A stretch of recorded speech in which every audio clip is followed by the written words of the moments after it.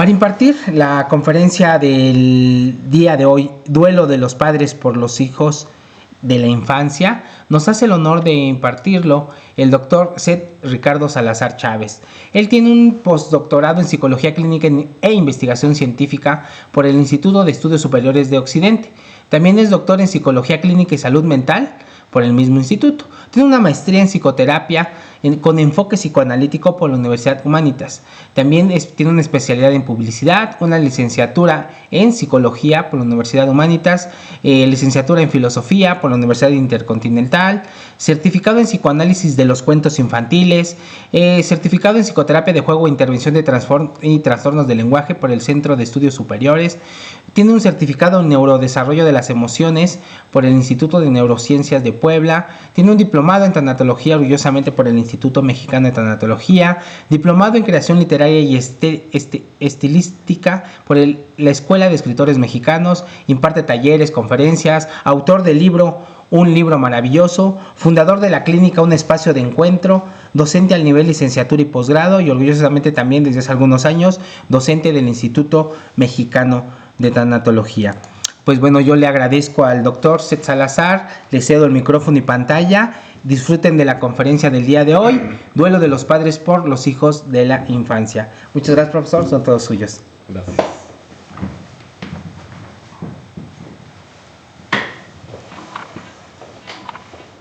Buenas tardes a todos ustedes, muchas gracias por conectarse en viernes.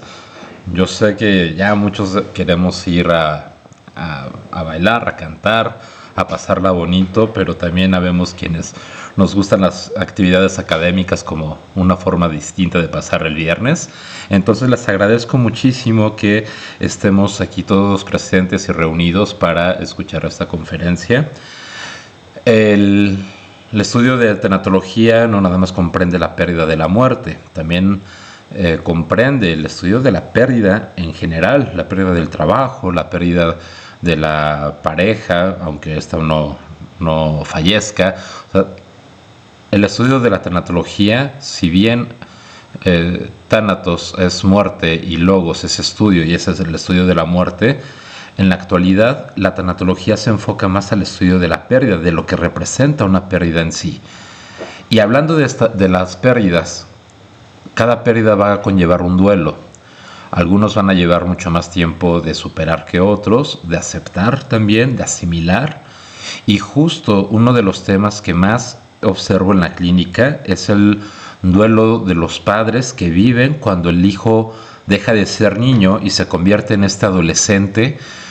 Y esto también trae consigo una serie de condiciones a nivel psíquico y psicológico, de pérdida, porque estos pequeñitos que antes nos seguían a todos lados ya no lo hacen, ya se quieren quedar en casa, ya sé que empiezan a querer ir con los amigos, luego entre ellos hacen planes y no nos avisan a los padres y luego nos dicen ya hasta después, ay, es que íbamos a tener reunión en casa de mi amigo y por eso no puedo ir. Y entonces empieza el drama, empiezan los novios, empiezan las novias, y entonces el drama se hace mucho más duro, mucho más incandescente, porque también están explorando un nuevo cuerpo, están explorando un nuevo rol social, y todo esto para los padres también representa un duelo por estos hijos de la infancia que no nos chistaban en decir sí a todo, y entonces ahora observamos, escuchamos los dolores, porque además cada generación de adolescentes va a tener un dolor distinto.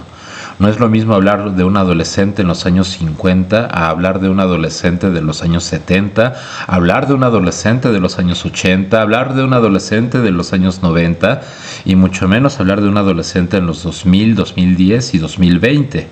O sea, cada generación va a tener sus propios dolores, cada generación va a tener sus propios desafíos, y esto es principalmente lo que habría que estar revaluando constantemente, no nada más con los adolescentes, sino también con los padres, en la que muchos padres incluso se sienten rebasados porque quieren criar como ellos mismos los criaron, y esto va a ser imposible. Estamos en otros tiempos y tenemos que ir adecuando nuestra educación y nuestra formación hacia ellos.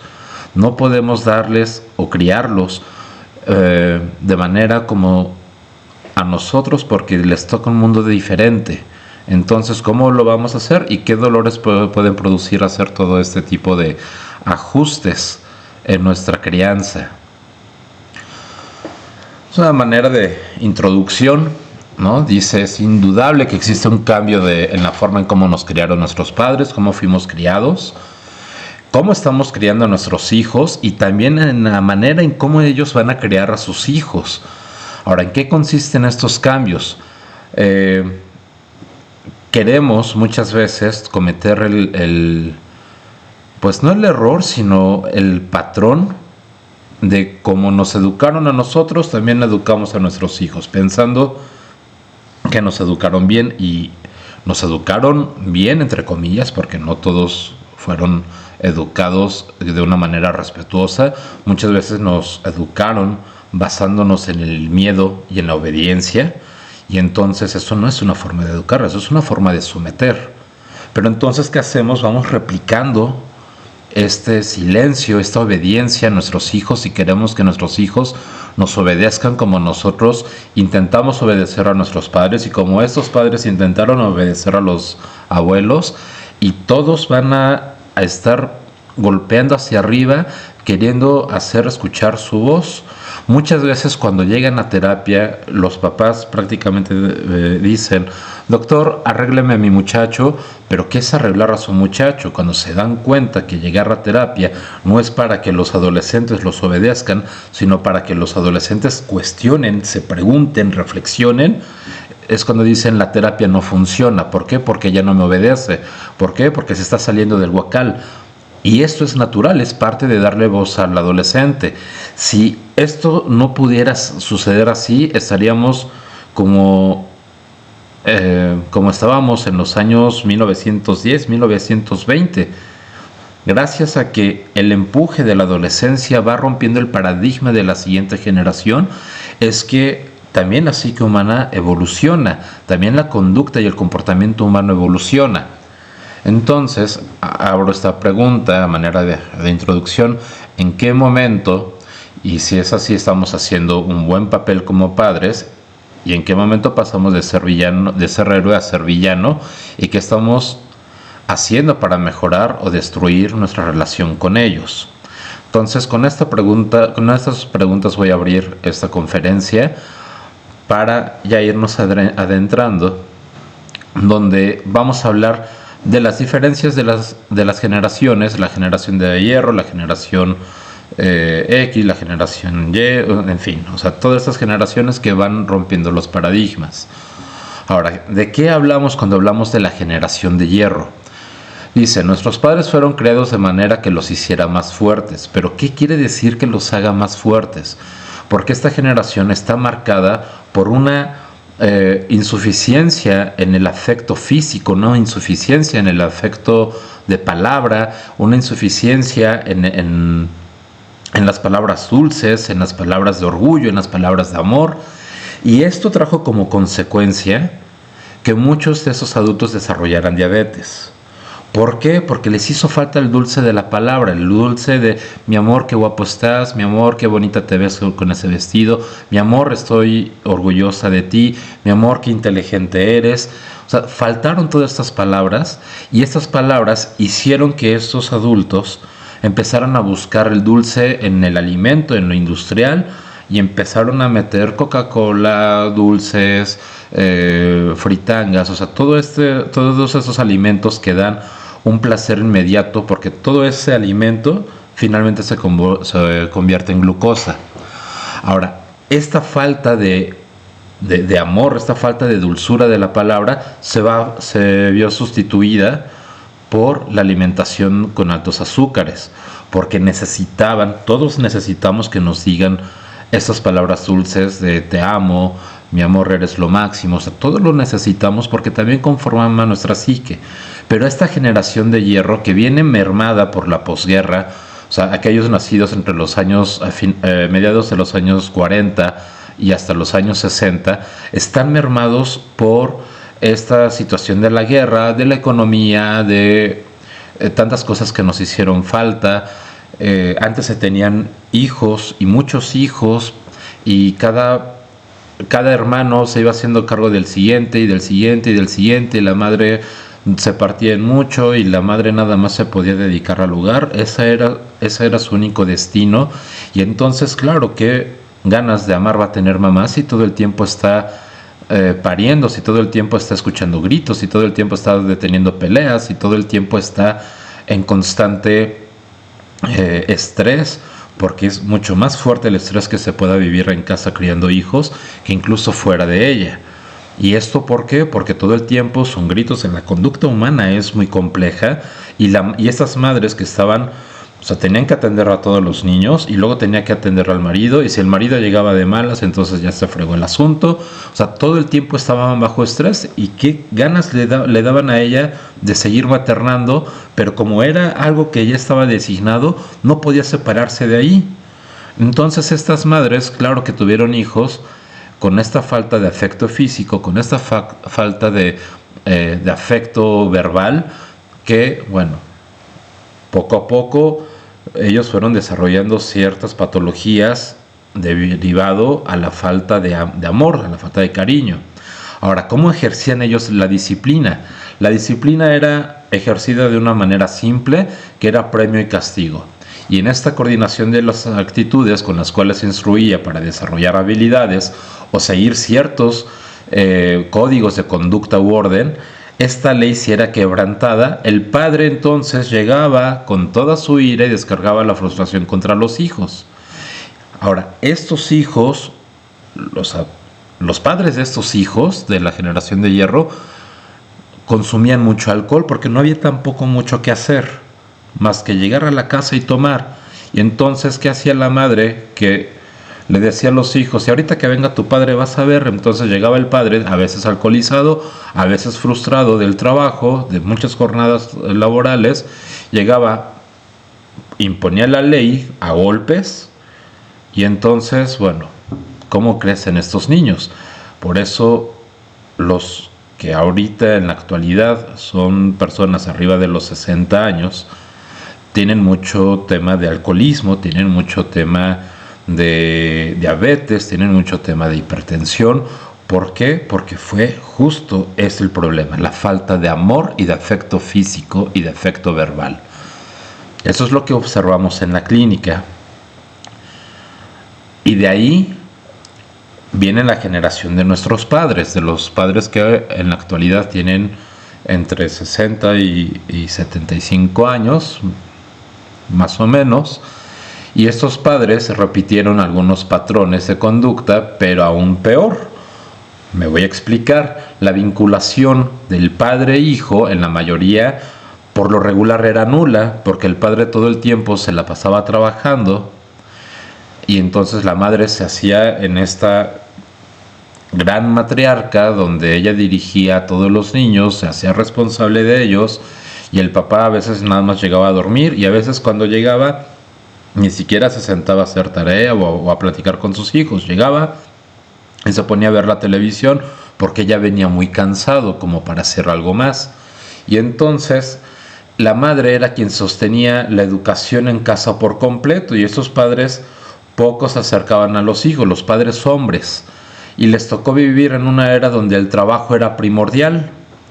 El trabajo era primordial para el hombre, y se iba temprano de casa para trabajar y regresaba tan cansado y ya con tan pocos ánimos tenía para poder lidiar con los problemas de la casa. Y la tarea de la mujer entonces era titánica, porque tenía que entender, a lo mejor ya no eran a los 10 o 11 hijos, a lo mejor ya eran a 5 o 7 hijos, pero aún así era muchísimo.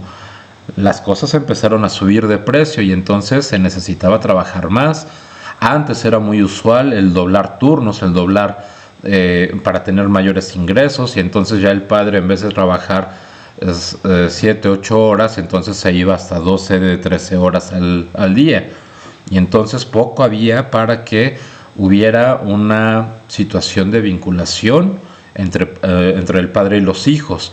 A veces nada más se lograba los sábados o los domingos, o los sábados y domingos, pero a veces el padre ya no tenía ganas. A lo mejor se iban de paseo y el padre se ponía a tomar para poder tranquilizarse. Y es entonces que empezaban a pasar un montón de cosas más. todavía no teníamos tantos reglamentos a nivel laboral, porque apenas la Ciudad de México, y estoy hablando de pura Ciudad de México y área conurbada y las grandes ciudades, apenas estaban estableciendo normatividades a nivel laboral, justo que hoy gozamos, pero no siempre fue así, y a nuestros padres sí les tocó vivir todo este cambio en las normas y en las leyes laborales, que bueno, ahorita gozamos nosotros de ellas, pero que ellos los vieron y los vivieron de una manera totalmente distinta. Por eso se les llama la generación de hierro, porque aguantaban los gritos del jefe, los malos tratos, las pedanterías, las humillaciones, y no se podían quejar porque tenían trabajo. Y mientras hubiera el trabajo, había pan en la casa, y si había pan en la casa, entonces nadie se puede quejar que el padre estuviera ausente todo el tiempo. Y dicen, era un padre proveedor. Sí, era un padre proveedor, pero proveedor de puro alimento, de puro dinero, pero no era proveedor de emociones, no era proveedor de contención, no era proveedor de reflexión, o sea, no era un padre. Estos eran padres que nada más se dedicaban a dar el recurso y la mujer era quien lo repartía. Y a veces, porque también luego a la mujer la castigaron terriblemente a nivel económico. Como tú no trabajas, tú no sabes lo que se siente, ¿no? Y entonces muchas veces la madre se sentía limitada con lo que el padre ganaba, y si el padre era alcohólico, híjole, ya le pasaba factura a toda la familia. Esas fueron las familias que se generaron de nuestros padres. ¿Cómo estamos educando ahora nosotros a nuestros hijos, los que en la actualidad tenemos entre los 40 y los 60 años? ¿No? Nosotros como padres pareciera que estamos delegando a la educación ya no a la madre, sino a instituciones. ¿Por qué? Porque un solo sueldo de repente dejó de alcanzar, ya no era suficiente el sueldo del padre. Ahora también necesitamos el sueldo de la madre para poder tener una buena calidad de vida.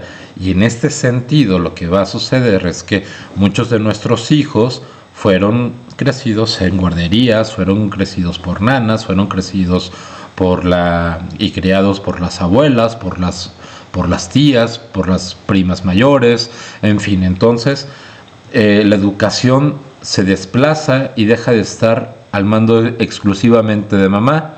Ahora ya empiezan a haber como más figuras que pueden o que pudieron meter mano en la crianza de los hijos.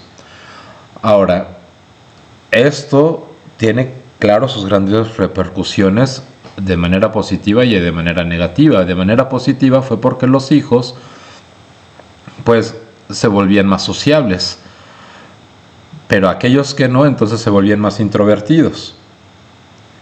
Y en la actualidad, las crianzas pasan ya no nada más a ser parte de las crianzas de las abuelas y de las instituciones. Ahora incluso, y a raíz de la pandemia, dejamos en mano la crianza a los dispositivos móviles. Como ya hay más trabajo en casa, entonces ya se le da al niño la tableta, se le da al niño la celular para que me deje trabajar y esté tranquilo, le doy la tableta. Cuando vamos a comer, no sé si los que tengan arriba de 40 años, recordamos que ir a un restaurante, aunque fuera lujoso, siempre había niños jugando, en todos lados. En la actualidad ya no lo vemos. En la actualidad vemos a los niños sentados, pero vemos a los niños fijados en el celular. Claro que esto va a tener otra serie de repercusiones a nivel patológico y a nivel cognitivo. Tenemos niños con mucho mayor acceso a la información, con un cerebro mucho más desarrollado en almacenamiento de la información, pero con bajas habilidades sociales, cuando anteriormente era lo contrario. Entonces, de los abuelos a nosotros, de los abuelos que tienen arriba de 80, entre 78 en adelante, y nosotros los que estamos entre los 40 y los 50, nuestros abuelos y nosotros tenemos algo en común. Aunque no lo creamos, tenemos la oportunidad de enseñarles a nuestros hijos habilidades que les servirán para su vida adulta. ¿En qué sentido es esto? Antes lo que hacía el abuelo era a los hombres enseñarles un oficio. ¿Para qué? Para que se mantuvieran, para que se ocuparan cuando crecieran. Y estos hombres sabían hacer muchas cosas, ¿no? Y entonces nuestros padres, o sea, los que ahora tienen entre los 75 a más años, sabían hacer muchas cosas porque muchos de estos abuelos les enseñaron a ellos a hacer muchos oficios y a hacerse hombres en ese sentido. O sea, hombres que resuelvan no en materia económica, sino en materia de arreglos, en materia de que no se va a caer la economía porque se hacer algo más, de trabajar, se hacer esto. Y es lo que hacen es lo que hicieron estos abuelos. Ahora, nuestros padres que poco se involucraron en la crianza, nada más dieron el recurso. Pero ahora los hombres, esta generación de padres que tenemos en la actualidad, que ya nos involucramos más en la crianza, que no nos dijeron cómo hacerlo, nada más lo estamos aprendiendo a prueba y error, también tenemos la tarea ya no de enseñar oficios, sino de enseñar habilidades que no se les dan por lo regular en las escuelas y menos en las escuelas públicas. Habilidades como el estudio, habilidades como aprender a estudiar, aprender a leer. O sea, hay pequeños que ya desde los 4 años ya leen, cuando por lo regular la media es en los 6 y los 7 años.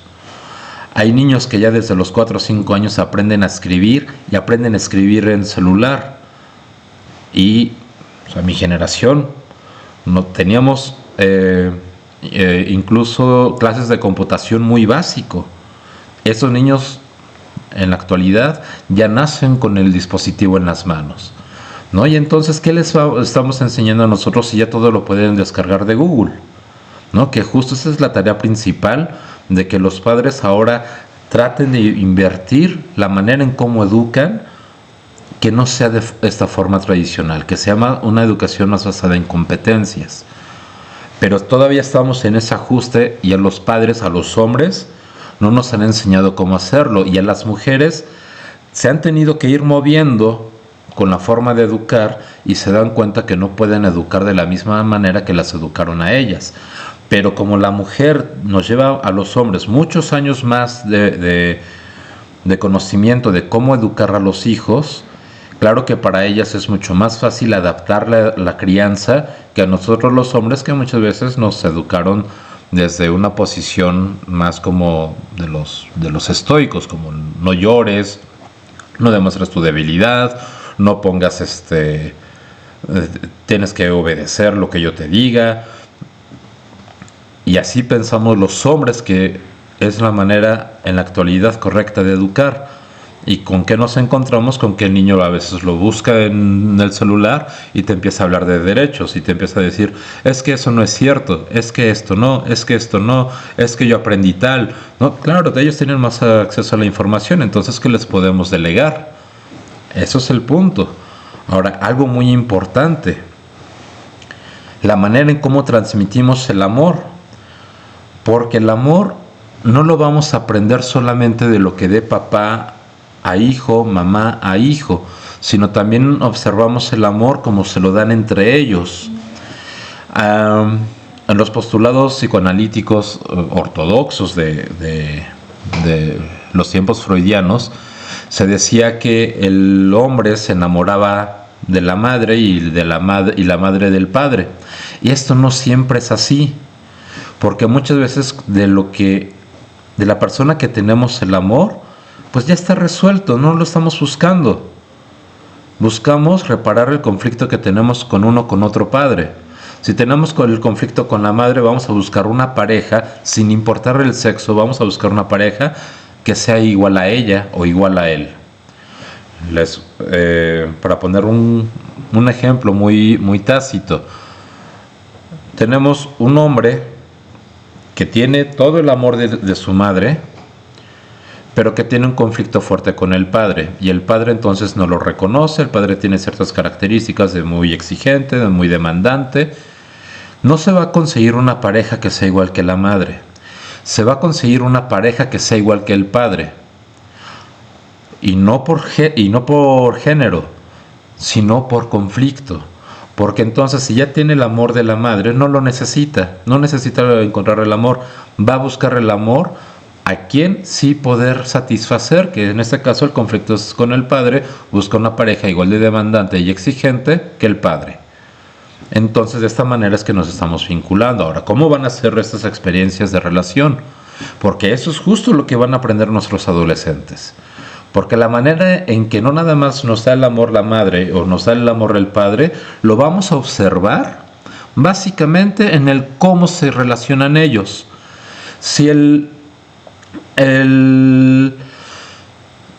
adolescente observa que sus padres ya no se quieren, que ya hay silencios, que el hombre apenas se acerca y la mamá le avienta la mano, si la mujer se acerca y el papá le hace muecas, si a la primera de cambio empiezan a gritarse, si a la primera de cambio hay un silencio entre ellos y se vinculan nada más a través de mensajes de WhatsApp entre los mismos padres, ¿cómo van a ejercer este amor los hijos? De la misma manera en que observan a sus padres amarse.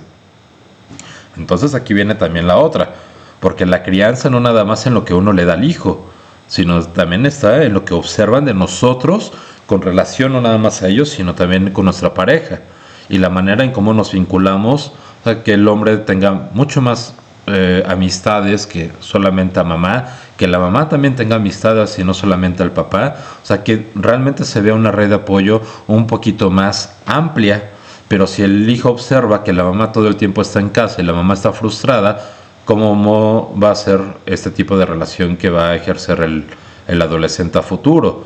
Y lo mismo pasa con el papá, ¿no? Entonces vamos a estar explorando, o sea, de qué manera podemos hacer esto pues un poco más llevadero para los adolescentes, porque aparte los adolescentes pasan por diferentes tipos de desafíos en todo su desarrollo.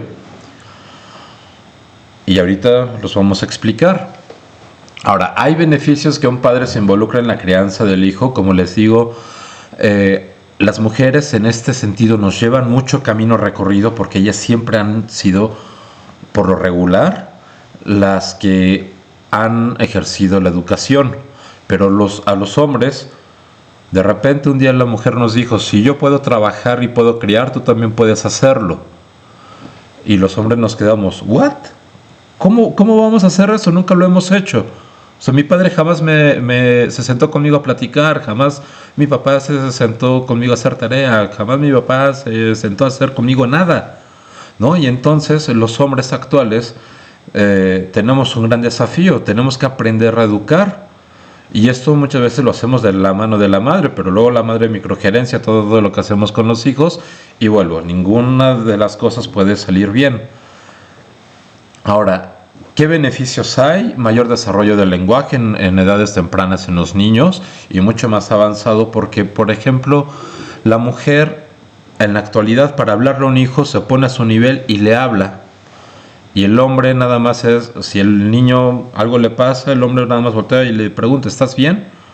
¿No? Y entonces esta independencia y esta autonomía también le va a dar al niño una manera diferente de vincularse que no es de la protección de la madre, sino es desde la libertad del hombre, porque al hombre parece que nos vale un reverendo cacahuate muchas veces lo que les pasa a los hijos. No es así, pero somos como más ligeros en el momento de que algo les pase a los hijos.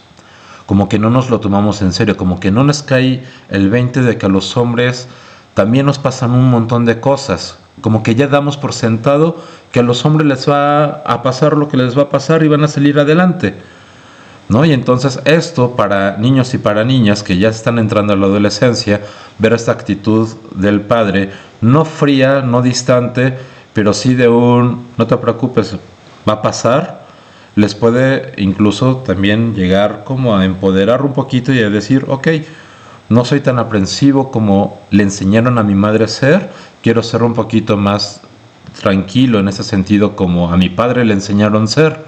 Entonces, como les digo, no nada más está en lo que le dejemos a nuestros hijos, es también lo que observan de nosotros. Pues va a haber mayor desempeño escolar, mayor seguridad, autonomía, mayor adaptación social, mayor tolerancia a la frustración, porque papá nunca lo va a hacer como lo hace mamá. La mamá muchas veces se desvive por los hijos a darles lo mejor y el hombre parece que está como desafectivizado con los hijos. Esto no es del todo malo, porque esto hace que los hijos digan, ok, voy a tomar la actitud de papá, ¿no? Y muchas veces nosotros en el día a día decimos, ya me salió lo Salazar, ya me salió, o sea, del apellido paterno. ¿Por qué? Porque en este ya me salió lo Salazar o ya soy un Salazar, quiere decir un hombre que le vale madre y que hace su voluntad, ¿no? Es cualquiera con cualquier apellido paterno, cuando hace referencia es que ya me salió lo Salazar, ya me salió lo Chávez, ya me salió lo Hernández. Hacemos referencia a una figura masculina que nos enseñó que la vida es dura y entonces tú también vas a ser duro. Esto no es del todo malo, porque esto también implica resiliencia también para nuestros hijos. Ahora, esto hace no que nuestros hijos puedan ser más felices, sino que puedan ser más autónomos. Ahora, ¿cómo podemos llevar una paternidad activa que beneficie al hijo en su vida adulta? Bueno, primero la presencia masculina es importante en el desarrollo de los hijos y de la convivencia familiar y por tanto no es solo tarea de la madre educar y criar. El buen trato, el respeto, el cariño, el afecto físico, el afecto verbal, el tiempo de compartir en familia, en pareja, también va a dar al adolescente una manera en cómo se pueda vincular con el amor. Porque parece, y uno de los principales errores que cometemos es que, pues si ya no quiere salir con nosotros, entonces ya no hacemos nada o que ya se quede solo. Es más bien, vamos a hacer actividades que a todos nos gusten o en el que todos podamos participar. Y en ese sentido, si el adolescente se siente perteneciente a un grupo, claro que esto le va a dar mayor seguridad. No nada más al adolescente, también al padre, también le va a dar esa seguridad de sentirse perteneciente, porque uno de los problemas que antes nos pasaban es que como el papá todo el tiempo estaba trabajando y no se vinculaba con los hijos, entonces parecía que la madre era la única que era madre, ¿no? O sea, que era la única que tenía los hijos y que los tuvo por ella sola. Entonces muchas veces cuando se jubilaron o se jubilan esas personas, es un reencuentro que tienen los propios padres porque el papá no conoce a su familia, o sea, sabe que tuvo hijos, pero no conoce a su familia. Y entonces empiezan ya a vincularse de otra manera. Esto se puede evitar desde que los padres son jóvenes y son padres de adolescentes, donde tanto uno como otro pierden identidad y pierden pertenencia. Parte de hacer esto es llegar a acuerdos con la pareja en términos de autoridad y en ser mediados por el diálogo. Mamá no puede ser la única que dé autoridad, papá no puede ser el único ejecutor de la autoridad. Ambos tienen que ponerse de acuerdo. Luego dicen, uno pídele permiso a tu mamá, pídele permiso a tu papá, pero entre ellos dos no se hablan porque tienen un montón de temas, porque no lo quieren. Y entonces el niño que se hace adolescente, entonces dice, este adolescente es, bueno, ¿y quién va a ejercer la maternidad? ¿Y quién va a ser mi mamá? ¿Quién va a ser mi papá? ¿Quién me va a dar permiso? ¿Quién va...? ¿No? Y esto hace que el niño entre en confusión, que el adolescente entre en confusión. Perdón, aquí me están diciendo, gracias del que comprendieron el título, o sea, del niño infantil, o sea, la muerte, no, es la pérdida del hijo infantil, no de la muerte en la infancia. Y a eso hace referencia, cuando el niño deja de ser niño y se convierte en adolescente, y es el duelo que los papás tenemos que pasar. Para aclarar esto que están poniendo, del tema es el duelo que pasan los padres de los hijos que dejan de ser infantes, exactamente. Gracias, Estrella. Ahora, ¿cómo sabemos que un niño está verdaderamente sano? Porque el niño canta, baila, ríe a carcajadas, salta en la cama, salta en los sillones, se pone a dibujar, te regala dibujos, te regala mocos, o sea, así sabemos que un niño es feliz. Muchas veces está incluso mal diagnosticado el TDAH. No todo el TDAH es TDAH de verdad, pero muchas escuelas lo que hacen es tratar de mantenerlos bajo control con medicamento. Entonces, ojo ahí con quién van a checar a sus hijos, infantes, porque no todo el TDAH tiene que ser medicado. Ahora, eso es por una. ¿Cómo sabemos que un adolescente también es feliz? Porque se la pasa escuchando música, porque empieza a tener más amigos, empieza a tener novio, empieza a tener novia. Así también sabemos que nuestro adolescente es feliz. Sí, muchos podrán decir, ¿por qué? O sea, ¿cómo es eso? Pues sí, porque justo lo que le está pasando al adolescente es que está explorando y está viviendo una nueva etapa en su vida, que ya es dejar los juguetes, que es ya dejar este cuerpo infantil, y entonces empieza claramente a explorar su cuerpo y su sexualidad. Se da cuenta que el pene no nada más sirve para orinar, también sirve para darse placer. La mujer va a encontrar en el clítoris también un órgano que está dedicado exclusivamente a dar placer. Y lo primero que hacemos los papás es, si los llegamos a cachar que se están acariciando o tocando, es decirle que se va a quedar estéril, es que le van a salir pelos en las manos, que se van a causar una infección. O sea, este encuentro con la sexualidad del adolescente tendría que ser acompañada sin mitos y tabúes. El problema viene es que como ellos no tienen la confianza de decirle al padre, decirle a la madre lo que está sintiendo su cuerpo, si bien les va, lo buscan en Google, si no, otros compañeros que están igual de perdidos les van a decir cómo y cuándo, ¿no? Y entonces, en ese sentido, que es lo que estamos, o sea, cómo estamos generando esta confianza entre padres e hijos, que los hijos no nos tienen la confianza de decirnos que lo que les pasa, porque en esta revolución que está viviendo que están viviendo los hijos, no sé si pudieras apagar tu micrófono, Sandra. Gracias. Sí. En ese sentido, lo que vamos a estar viviendo es que cada uno van a sacar diferentes cosas de lo que les está pasando y nadie se va a enterar. Y entonces, ¿qué es lo que tenemos? Que muchas veces el hijo ya embarazó a una chica de 14, 15 años y los últimos en enterarnos fuimos nosotros, porque no dimos un acompañamiento en su despertar sexual, por poner un ejemplo básico. Ahora, las niñas por lo regular van a tener el despertar sexual con hombres mayores, 3, 5 años mayores. Y como tampoco hubo un acercamiento de las madres a las hijas sobre cómo cuidar su cuerpo y cómo ejercer su sexualidad, entonces también tenemos los embarazos adolescentes. Y tenemos un montón de cosas más que tienen la implicación de estos 3 duelos que va a pasar el adolescente finalmente, que es el duelo por el cuerpo infantil, el duelo por el rol infantil y el duelo por el rol infantil, el duelo por el juego infantil y el duelo por el cuerpo infantil. Ahora, estos 3 duelos se van a conjugar con el duelo de los padres, que es el duelo de los padres por la pérdida de los hijos infantiles, por los hijos de la infancia. Y entonces ni unos ni otros van a coincidir, porque todos estamos en duelo básicamente. Los padres queremos que nuestros hijos nos sigan obedeciendo, como cuando eran niños, y estos adolescentes primero van a pasar por primero y a la vez van a pasar primero por dejar los juguetes y empiezan a interesarse por otras cosas, y entonces dejan los muñecos y empiezan a fijarse más en las compañeras, y las compañeras dejan a las muñecas y empiezan a fijarse más por los compañeros.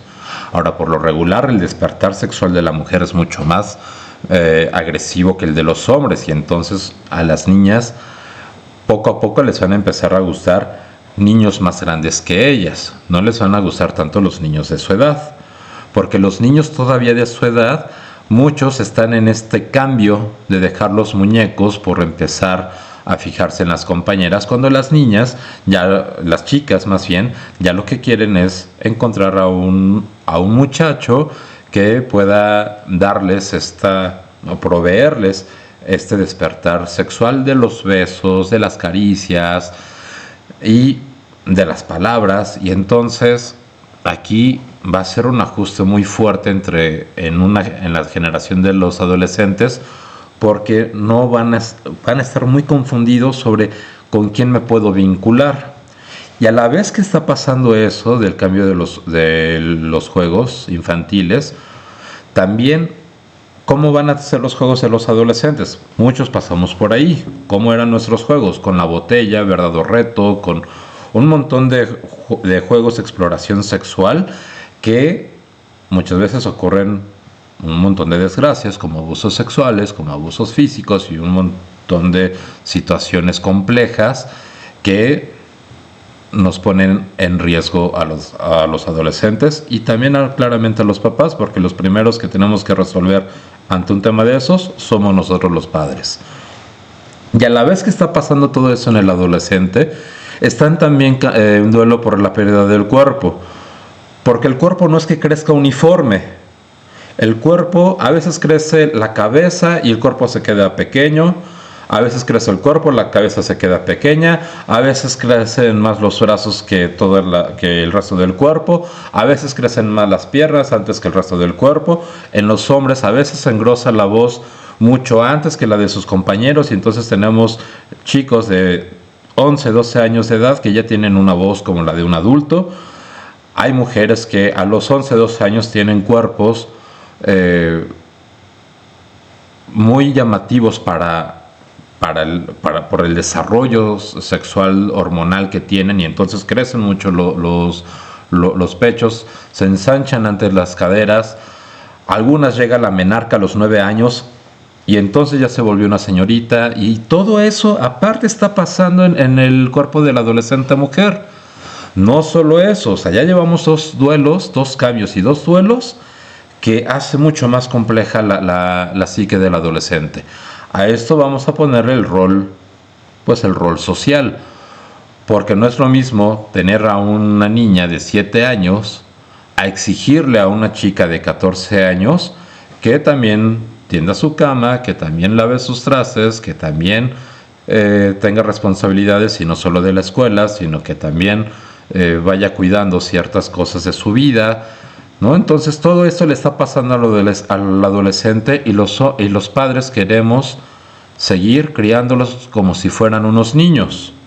Esto es imposible, justo por tantos cambios que están viviendo ellos y el nuestro de querer seguir teniendo hijos pequeños. Y este es uno de los temas de duelo mucho más complejos que en la etapa del desarrollo humano es tan difícil de aceptar. Porque entonces, ¿qué queremos hacer los papás? Anteponer una autoridad y entonces empiezan las agresiones físicas, empiezan los jaloneos, empiezan los gritos, mamá e hija gritan y gritan y gritan, se violentan, el hombre le grita al hijo, le pega y entonces se vuelve esto todo un caos y de ahí también luego la pareja se empieza a pelear porque no le hables así a mi hijo, no le hables así a mi hija, ¿no? Y todo en el mundo del adolescente que está en crecimiento todo es caos. Claro que como adultos estructurados, lo que queremos es orden en nuestra vida. Este orden no va a llegar hasta que la mujer llegue más o menos a los 21 años, a veces, y el hombre cumpla 25 años. ¿Por qué? Porque es en el momento que el cerebro deja de crecer. El cerebro de la mujer deja de crecer a los 21, de desarrollarse, y el cerebro del hombre deja de desarrollarse hasta los 25. Entonces, básicamente lo que tenemos son, en la actualidad, adolescencias mucho más largas, infancias más cortas, adolescencias más largas, previo a llegar a la adultez. Las mujeres dicen, es que mi novio es un inmaduro. Claro, porque sigue siendo adolescente a sus 21 años. Aunque tú también tengas 21 años, tu novio sigue siendo un adolescente. Hay adultos que por lo mismo tienen 25 años y empiezan a saber qué quieren para su vida. Esto antes no era así. El desarrollo tecnológico, el desarrollo del capitalismo, el desarrollo de todas las cosas que tenemos y gozamos en la actualidad han hecho que todo esto se vaya retardando. Entonces en las mujeres tenemos que su primera infancia es hasta los 6 años y su segunda infancia a veces está entre los 9 y 10 años y ya son adolescentes porque ya llegó la menarca. Y entonces tenemos que las adolescencias de la mujer empiezan a los 10, 11 años y terminan a los 21. ¿Por qué? Porque ya la mayoría de las mujeres ya no tiene hijos antes de esa edad. Y en los hombres, ¿qué es lo que pasa? Sus infancias justo duran entre los 10 y 11 años porque tienen que avanzar si es que quieren también gozar de lo que gozan las mujeres y de ser elegidos y de ser amados. Y las adolescencias de los hombres duran hasta los 25 y a veces hasta los 27, 28 años. Y entonces tenemos unas adolescencias mucho más prolongadas, con infancias mucho más cortas. Y entonces, ¿cuándo nos va a dar tiempo de poder los adultos decirle a nuestro hijo, sea autónomo? ¿Y por qué? Porque ahora los hijos se quedan en casa de los padres hasta que terminan maestría, hasta que están trabajando porque tampoco les alcanza para salirse. Y entonces se llevan a veces a la novia a vivir, se llevan al novio a vivir a la casa de los padres o de los suegros. Y entonces, ¿cuándo va a adquirir esta autonomía el hombre o la mujer? Porque donde hay un castillo no puede haber dos reyes. Y luego se los llevan a vivir a casa de los padres, y en la casa de los padres hay el rey y la reina. No puede haber dos reyes y dos reinas. Y esto empieza a causar mucha molestia para los padres cuyos hijos tienen embarazos adolescentes. Entonces, bueno, voy a adelantar esto que les acabo de compartir. Uno de los temas importantes en este sentido, en la educación al adolescente, y que ya no podemos seguir criando a los adolescentes como a nosotros nos criaban, es el tema de la violencia.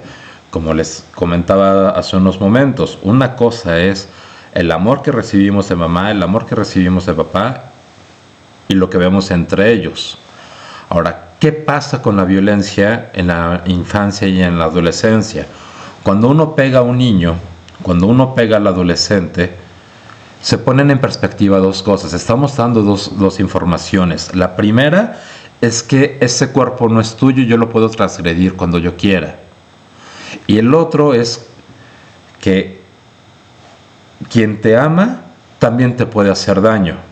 Y entonces, ¿qué pasa con todos estos adolescentes que dejan que el novio les pegue, la novia les pegue?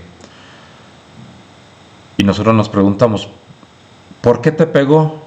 Pues porque también lo vio de ti, también lo aprendió de ti, por eso también se deja pegar. No quieres que a tus hijos los maltratan físicamente, no les pegues tú.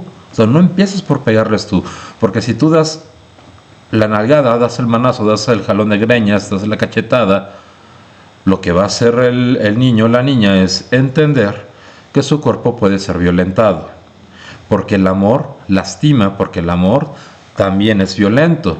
Entonces me pega porque me ama, así como tú, mamá, papá. Ese es el mayor riesgo de pegarle a los niños en la actualidad. Y antes también, nada más que antes no se hablaba de esto. Por eso también muchas mujeres aceptaron tantos golpes de los maridos, porque a ellas les hicieron lo mismo mamá y papá.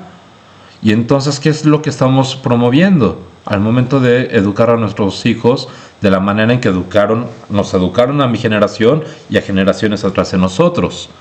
Porque esto se vuelve un tema de abuso físico, porque no se le pone límite, porque es un golpe y se hace más fácil dar el otro, y se hace más fácil continuar. Entonces, la chica que deja que el novio le pegue la primera vez, la chica debería huir de ahí, pero no, porque como le pegaba a su mamá cada rato, entonces acepta una agresión y acepta otra y acepta otra, y entonces esto se vuelve una situación donde decimos, ¿y ahora cómo paro esta violencia? ¿Cómo le digo a este niño que no le pegue a mi hija cuando yo también le pegué? Claro, nos enojamos y queremos matar al novio en cuestión, a la novia. Las mamás quieren matar a la novia en cuestión que le abofeteó a su hijo, porque la niña se desbordó. Pero justo, si tú también le hiciste eso lo mismo a tu hijo, le hiciste lo mismo a tu hija, pues es natural que ellos también acepten la violencia hacia sus cuerpos. Y también va de ahí los abusos sexuales, porque por eso nos callamos tantos abusos sexuales que han cometido por mucho tiempo, porque el actuar del abuso sexual no es que sea de violación. El abusador sexual empieza con la niña, con el adolescente, ganándose su confianza, dándole regalos, seduciéndolos, pidiendo que no hable nunca de esto, cuando ya comete el abuso. ¿Y por qué se calla aunque el adolescente, la niña o el adolescente se sienta incómoda? Porque no se sabe comunicar con los padres, porque no tiene confianza en ellos, porque a las primeras de cambio los padres gritamos por todo. Y entonces gritamos por todo, ¿y qué hace el adolescente? Callarse. El adolescente reprueba una materia y dice, mi papá me va a matar, mi mamá me va a matar. En vez de acercarse y decirle a su papá, a su mamá, reprobé una materia, ok, ¿qué hay que hacer? ¿Necesitas un curso? Vamos, ¿no? Para que mejore tu calificación. No hacemos eso en primera instancia. Lo que hacemos es regañar, gritar, pegar. Y entonces, ¿qué es lo que está sucediendo aquí? O sea, ¿cómo se está viviendo este duelo? Porque justo ese es el mayor problema. Queremos que nuestros hijos sean perfectos. Y ese es el mayor de los duelos. Esto no va a pasar. Tenemos a los hijos que tenemos, no a los que queremos que sean. Y este es el tema principal del dolor de los padres de los hijos de la infancia. Entonces, hay que buscar un poquito más de parentalidad más activa, basada en respeto a nuestros hijos, para justo fomentar la autoestima, el reconocimiento, la creatividad, la solidaridad, la salud y sobre todo la resiliencia. No se trata de estallar constantemente contra el hijo adolescente, contra la hija adolescente, sino más bien abrir espacios de comunicación, espacios de diálogo donde podamos decir, ok, ¿qué es lo que te preocupa? ¿Qué necesitas? ¿No me lo quieres contar a mí? Ok, lo entiendo, vamos a terapia, vamos a que platiques con alguien que sí puedas confiar. No lo puedes resolver tú este problema, ok, vamos a resolverlo juntos. Pero si seguimos estallando, entonces vamos a hacer que estos duelos sean mucho más dolorosos.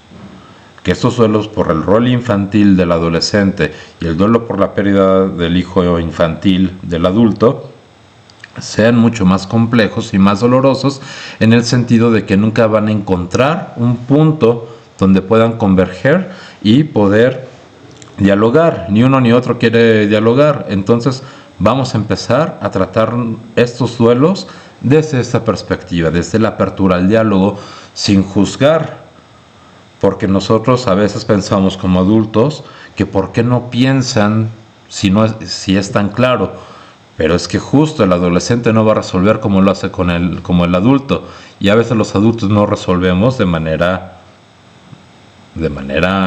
pacífica. Muchas veces también resolvemos de manera como nos enseñaron, de manera violenta. Entonces, ¿qué estamos diciéndole a nuestros hijos? ¿Cómo les estamos mostrando que se resuelven los problemas de la vida, los problemas cotidianos?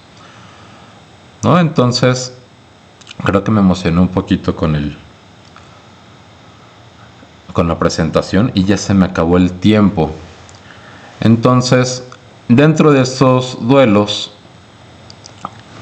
sí me gustaría platicarles un poquito, ¿no?, sobre estos síndromes de la princesa de Disney, que espera que papá siempre la rescate de todo, y del síndrome del príncipe azul, donde el hombre cree que la mujer tiene que ser rescatada, porque eso precisamente pasa en las adolescencias. La niña se siente sola porque ni papá ni mamá la entiende y empieza a creer que va a encontrar a un príncipe azul que lo va a sacar, que la va a sacar de ahí y le va a dar el amor que en casa no tiene. Y por eso tenemos tantas huidas de los adolescentes con los novios. ¿Por qué? Porque si no encuentra el adolescente en casa el amor, por supuesto lo va a salir a buscar. Ahora, ¿qué se va a encontrar? Cualquier cosa. Va a ser al primero que le hable bonito y que la trate bien, que sienta ella que la entienda. Y entonces, ¿cuál va a ser la tragedia que va a pasar? Que no va a tener una agradable experiencia de vivir en pareja. Si aún como adultos nos pasa, imagínense al adolescente lo que va a estar viviendo cuando se dé cuenta que su muchacho príncipe azul no sepa responder a las exigencias que lleva una vida adulta. Entonces, eso es todo por hoy. Me hubiera gustado darles un poquito más, pero creo que me extendí muchísimo al hablar de tantas cosas.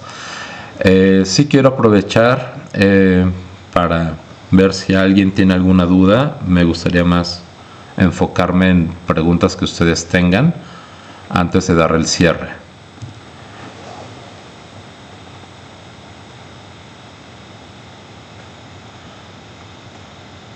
A ver, nada más pongan la manita arriba aquellos que puedan.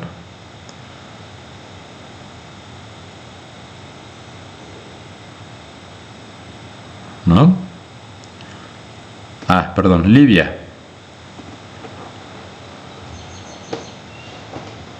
Listo, Livia. Buenas tardes a todos. Yo tengo una duda. Conozco a una familia que emocionalmente no crece, está estancada. Las hijas ya son 30 y tantos y más, pero su pensamiento y comportamiento es como de adolescentes.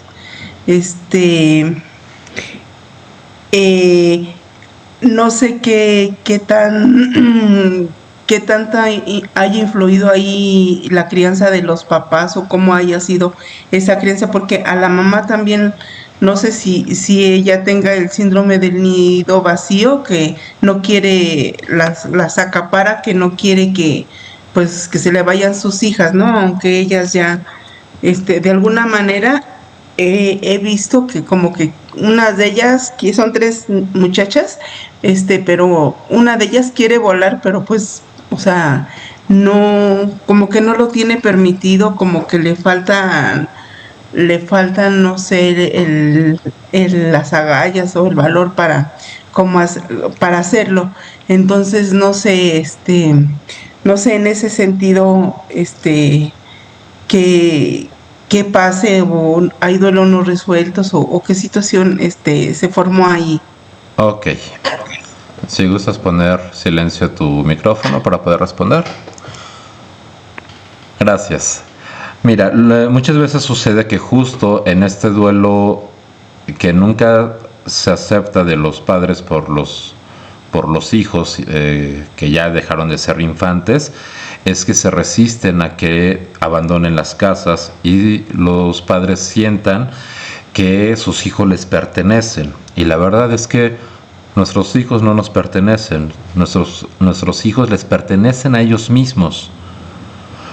El éxito de un padre consiste en que su hijo ya no lo necesite, en que su hijo sea autónomo, en que su hijo regrese a casa para convivir, no para ser atenido al deseo del padre o de la madre. Entonces, ¿qué es lo que está pasando en este caso, Livia? Que la mamá está resistente a aceptar que sus hijas o sus hijos ya crecieron. Y eso es algo que le está causando mucho dolor, no nada más a ella, que ve que sus hijos ya se quieren ir, sino también a los hijos. A uno les va a doler y a otros los va a acomodar. ¿Por qué? Porque no logran salirse de este deseo de la madre de no quedarse sola, o de los padres, ambos, de no quedarse solos. Entonces, aquí, bueno, habría que observar, recuerden que es caso por caso, no podemos hablar de generalidades al 100%, habrá que observar qué es lo que motiva a la madre a no querer dejar que sus hijos crezcan, qué le está moviendo a ella, ¿vale? ¿Hay alguien más que quiera participar? Gracias. Con gusto, Olivia. Vamos a dar oportunidad a otra pregunta más. Por ahí acababa de ver a alguien más. ¿No?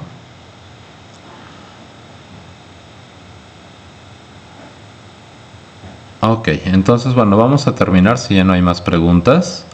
Y bueno, como reflexión final, sí me gustaría compartir esta frase que después del sagrado vientre de mamá, donde comienza la vida, el lugar más seguro para un hijo son los brazos de su padre. Pues si mamá es la vida, papá es el mundo. Y recuerden, hay que aceptar a los hijos que tenemos y no a querer a los hijos que queremos que sean. Ahí vamos a empezar a generar un cambio en la manera de cómo vivimos el duelo de los hijos infantiles para prepararlos hacia su adultez.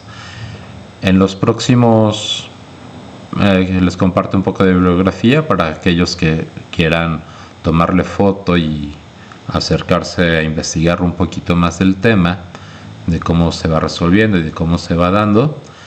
Esos son algunos libros en los que me basé para la conferencia de hoy. Y finalmente también aprovecho para promocionar un par de libros.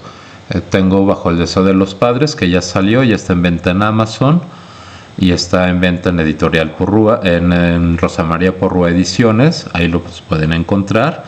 Y el próximo libro, que sale en agosto, que se llama Mis traumas, mis síntomas, y es cómo la manera en que nos criaron afecta de manera importante al desarrollo de enfermedades según las generaciones, como les comentaba al principio de la conferencia, en los mexicanos.